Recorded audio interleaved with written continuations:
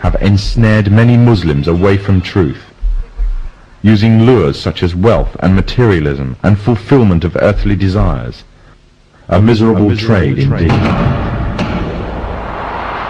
These times of tribulation are like a giant sieve, sorting out the true believers from the apostates and hypocrites. Many have adopted the lifestyle and philosophy of the Dajjal system, retaining perhaps only their Muslim names or clothing, wearing them like a badge to their identity, and in every other way embracing wholeheartedly the system that is being used to eradicate Islam.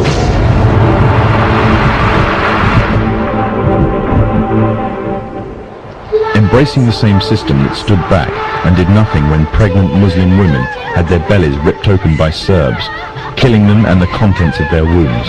The same system that stands still whilst women and small girls are being raped in Kashmir. A system that stood still whilst mothers saw their children dragged away by soldiers during the night, never to return, simply because they spoke out against being refugees in their own homeland. And the same system that said nothing to the tyrant that gassed women and children simply because he danced the Masonic tune.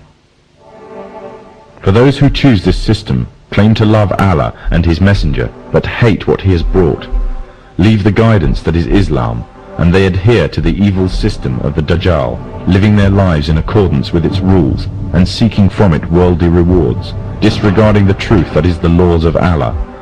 They are those who invite upon themselves the wrath of Allah. They came down to the side of the road by the thousands, and they had Kuwaiti flags, and some had American flags. The forerunners to the Dajjal have set up this system to destroy Islam, either directly, through military and economic coercion, or indirectly, using ideological warfare. They have divided and conquered, instilling diseases such as nationalism and racism into the heart of the Ummah. Their biggest fear is Muslim unity and revival of the message brought by the last prophet to mankind, and everything they do is geared to prevent this. They have manipulated Muslims, setting up and promoting divides. They have installed their own universal language, compelling all to learn or be shut out, and reducing Arabic to secondary and inferior language in society. And what they have used most to keep the Muslims at bay is oil.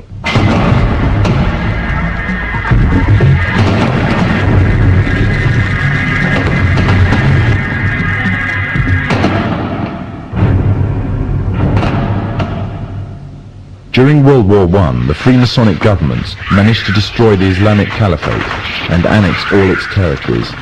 The part now called Iraq was put to British mandate, and current borders were defined by them and through the Iran-Iraq War. After its independence, the USA took over interest in Iraq. In fear of a purist Islamic uprising, the CIA aided the Ba'ath Party's rise to power, making Saddam Hussein the leader of Iraq and an ally to the Masonic states.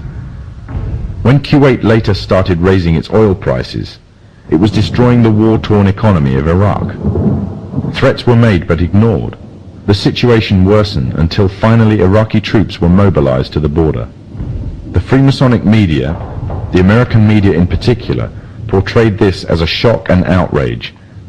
However, it is reported that the US ambassador to Kuwait had prior knowledge of the invasion and Iraq's intentions, as did the CIA. After the Gulf War, Saddam is still alive, and Kuwait has been liberated. It remains to be asked exactly what purpose the Gulf War served to its Freemasonic orchestrators. The Masonic West has long realized that the control of oil is vital to their economies. One of the main reasons is their reliance on cars and road transport. However, although technology exists to mass-produce fully operational electric cars, all attempts to do so have been vetoed. This is because oil is crucial to maintaining their world order. Without the wealth from oil, Muslim economies would fall, and without the puppet governments and leaders, such as Saddam Hussein, the Freemasonic West could not control the Muslim nations. Without the division of wealth and false leadership of these nations, nothing would prevent the purist Islamic movements from coming to power. Poverty creates unity, and Muslim unity is the greatest fear of the forerunners to the Dajjal.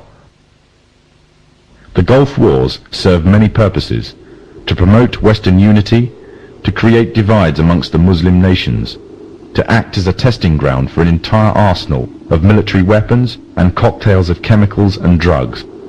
But most of all, it served to ensure a strong military presence in the Middle East. The Dajjal has placed a strong hold in the very heart of Islam itself and laid a firm grip on the Muslim holy lands. But although they plan, Allah also plans, and Allah is the best of planners. The final victory will be with the Muslims.